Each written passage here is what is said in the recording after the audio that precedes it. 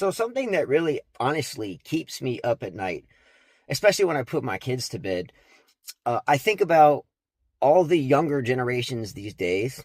Again, I'm 48, five kids. I think about all the children and young adults that I see these days that really don't do too much of anything. They don't do fitness, they don't eat well, they don't get a lot of discipline. And why do I bring this up? Because in a couple of generations, when we're 70, 80 years old, if, God willing, we live that long, these young individuals are going to have to run the world.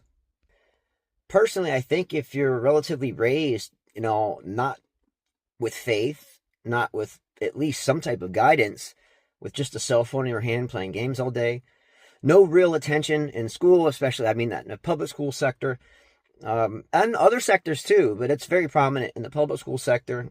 Everybody's posture is down because they're staring down at screens, staring down at cell phones. We have a rule in our house with our five children: no cell phones until much, much older. Our oldest son is 23 and graduated from the Air Force Academy, and he knew he wanted to go, and he had to make a 32 on the ACT. So we told him that you're going to make that 32 on the ACT, and we're not going to have any cell phones until we get that 32. And he wasn't a senior until he got the 32, but he got it.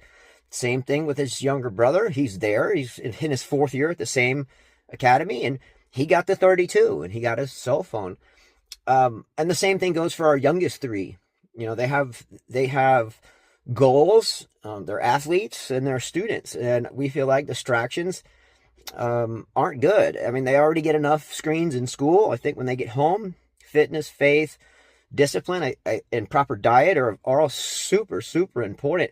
The scary part, though, is that as a tennis coach, or my wife and I, we see children all the time. And yes, there's plenty of fine children, but the vast majority of them outside of our tennis community, no disrespect, seem to lack any type of guidance. And once again, I bring it back to a parental standpoint. We have to do a really good job of keeping our kids disciplined, even though it hurts to do it.